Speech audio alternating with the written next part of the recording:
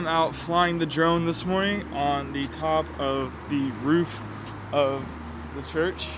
It is pretty fantastic. Great morning. I got up here when the sun came up and started, and it was a great time. I wanted to make this video and make these videos for the next couple weeks as we're not meeting in person, and just still have an opportunity to connect with you guys and connect with your leaders and connect with Jesus, and we can still be the church, share the gospel, and do all of those things that we should and need to be doing through these difficult times.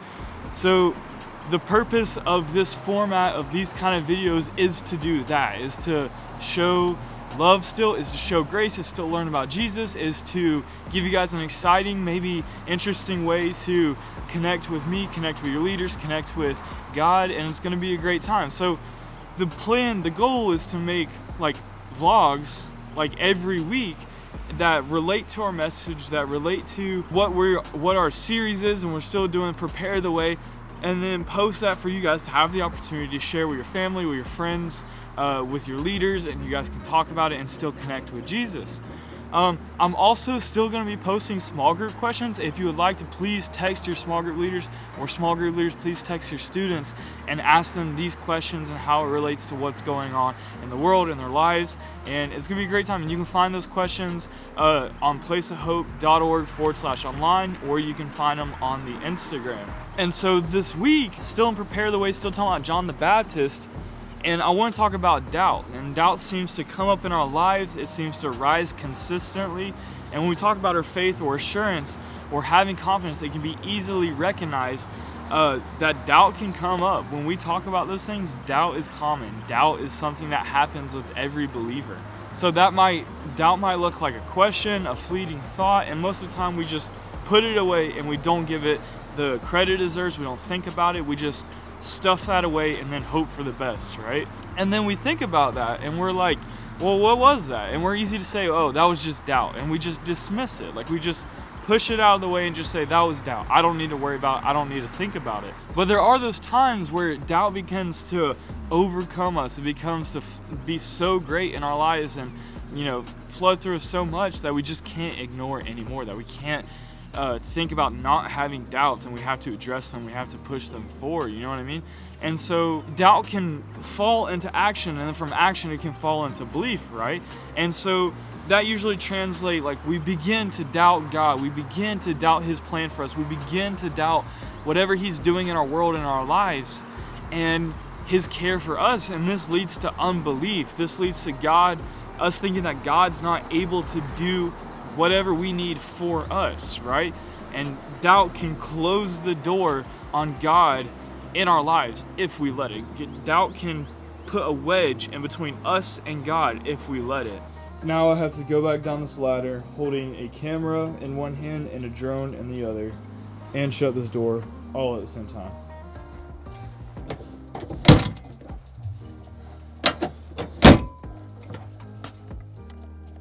So doubt, it involves uncertainty, it involves distrust or a lack of confidence, and it may involve delaying relevant action, right? Out of concerns for making mistakes or making faults or being on the wrong team even. The term doubt can even mean to question one's circumstances or life experiences. Also, I haven't watered my plants in like 3 weeks, but that one's starting to die a little bit. But this one seems solid so far. What does John the Baptist's life have anything to do with what we experience and doubt and all of those things in our life? Well, the story that we're in this week is Matthew chapter 11, and the title of the story is John the Baptist Doubts. Like, from the get-go, we understand that John the Baptist has questions, that he just doesn't understand some things. And I think that reassures us that it's totally cool, that it's totally okay to have times where we're in question, where we maybe don't understand something. So it starts in verse 2, it says, "Now when John heard in prison what Christ was doing, he sent a message through his disciples and asked him, 'Are you the one who is to come, or should we expect someone else?' Jesus replied to them, 'Go and report to John what you hear and see. The blind receive their sight, the lame walk, and those with leprosy are cleansed. The deaf hear and the dead raised, and the poor are told to good news, and blessed is the one who isn't offended by me. Even in this modern world where even the greatest and the strongest and the most spiritually mature people experience a doubt, right? None of us are spared those kind of things in our life, right? And you could equate that to what's happening in the world right now. Most of us will experience seasons where we have doubt, where we have wonders, where we can't see really the picture, where we wonder what's happening and why is it happening. So the scripture continues on, says, the Savior does not break the bruised reed. So he hears our pleas and helps and is patient with our doubts. He hears our pleas for help and he's patient with our doubts. So doubt is okay, right? Like a lot of religious leaders that we could look up to, they've experienced doubt and they've publicly talked about how doubt has affected them.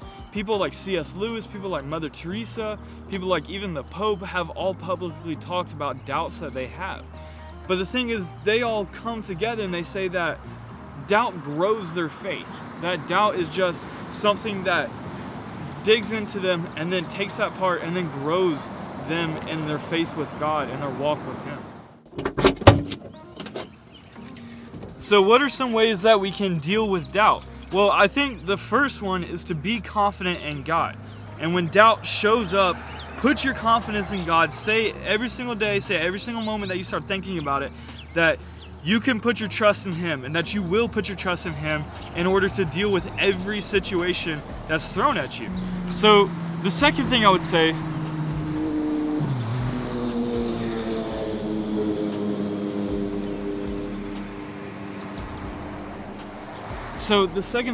suggest is be confident in your faith. Be confident in your faith, not in what you see. Understand that the saying, seeing is believing, is only halfway true. Faith isn't based on what we see. So the third point I want to get after is kind of a story. Maybe you've heard it from the New Testaments when the disciples saw Jesus walking on the water and they were afraid. A lot of them were afraid, and Jesus told them, don't be afraid, for it was Him, right?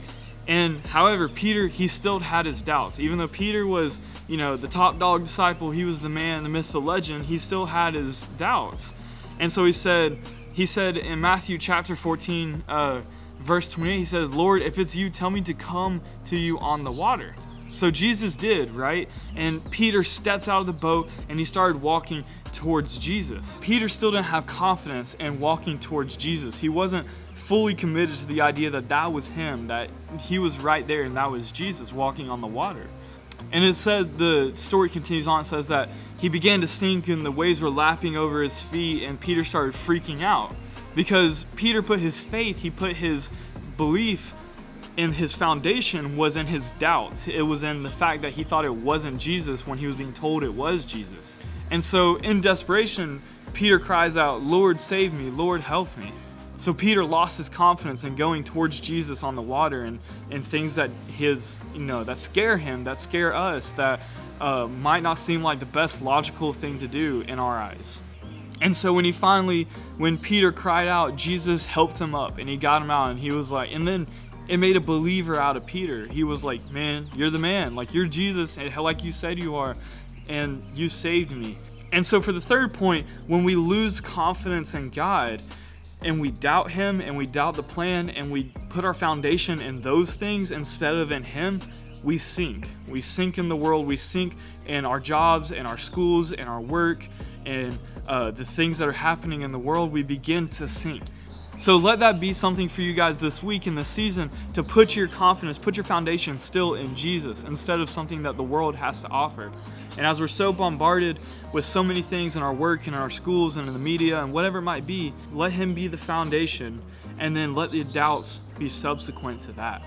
Because then He's able to help you. He's able to use those to make your faith stronger, and you won't sink in the world. I hope you guys liked this video. I hope you guys like this kind of content and it helped you still get Jesus and still connect throughout this season of not meeting in person. I'm about to go smash some disc golf out here at Oregon Park. Please, and I mean this seriously, please text one of your leaders, text one of your friends, call them, FaceTime them, check in on them, see how they're doing, ask them questions, get them to watch this video with you or with your family and see what they have to say about doubt and how it relates to John the Baptist and in our world, in our lives today.